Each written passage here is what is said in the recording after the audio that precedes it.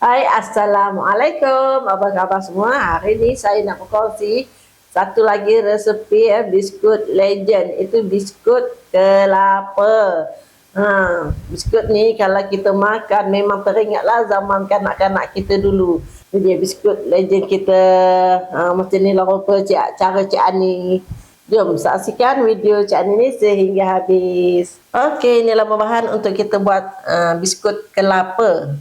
Ni kelapa yang telah kita sangai ya. Ni saya mesin sendiri kelapa ni. Kalau tak ada kelapa macam ni, boleh beli yang dah siap ya. Ada yang kering dalam paket. Dan ni tepung gandum. Saya menggunakan pelanta ya. Nak guna margarin pun boleh ataupun butter. Ni gula kasta, sebiji kuning telur, okay, dan tepung penaik. Kelapa ni dia agak kasar sedikit. Kalau nak halus, tumbuk-tumbuk je lah. Sebab kita tak nak macam ni dia nampak sangat kasar kan. Kita tumbuk bagi dia halus sikit. Tapi saya di sini saya kisar sikit. Kita tak mau halus sangat. Okay, kita tak nak halus sangat. Cukup sekadar macam ni. Sekarang kita masukkan margarin ataupun pelanta dan gula. Okey, kita kacau sehingga gula kita sebati dengan pelanta. Okey, dah sebati macam ni, tak perlu kita pukul gula dengan pelanta ni sampai kembang. Sekadar sebati macam ini sahaja. Okey. Okey, kita masukkan sedikit garam dan kita masukkan sebiji kuning telur. Ini kita masukkan sedikit esen vanila.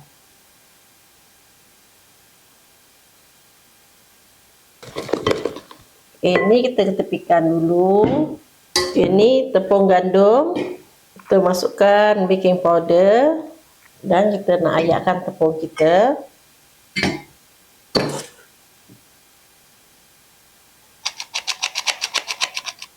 Tepung gandum ni sebanyak 250 gram ya.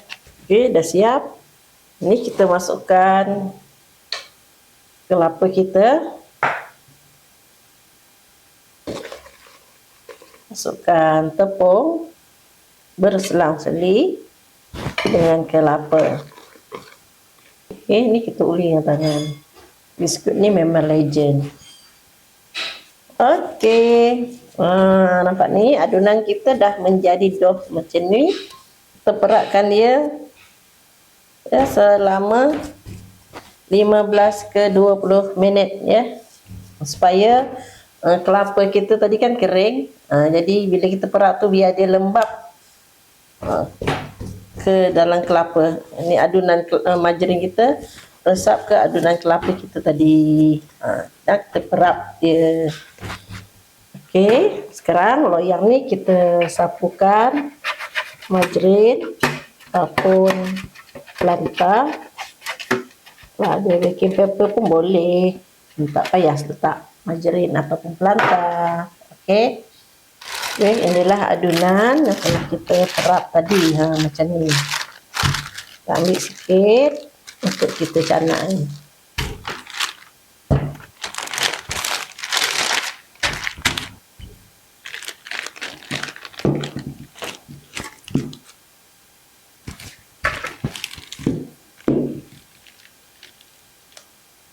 Kita terap. Saya ada acuan ni. Kalau ada acuan gula sabit pun okey. Ya. Saya tak ada, saya gunakan acuan inilah.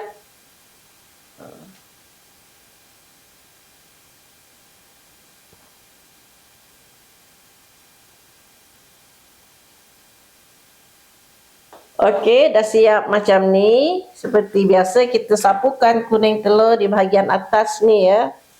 Kalau tak suka pun boleh je skip.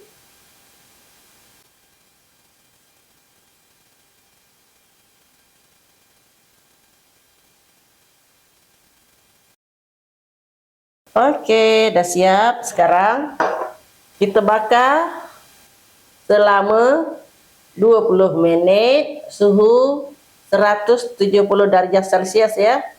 Seperti biasa, api atas dan bawah. Okey, biskut kita dah pun siap masak ya. Ini dia biskut kita. Nampak? Dia garing 20 minit ya. Ini oven Cik Ani lah. Kalau oven orang lain saya tak tahu. Ni lah apa, biskut kelapa Cik Ani. Orang punya bentuk bulan sabit.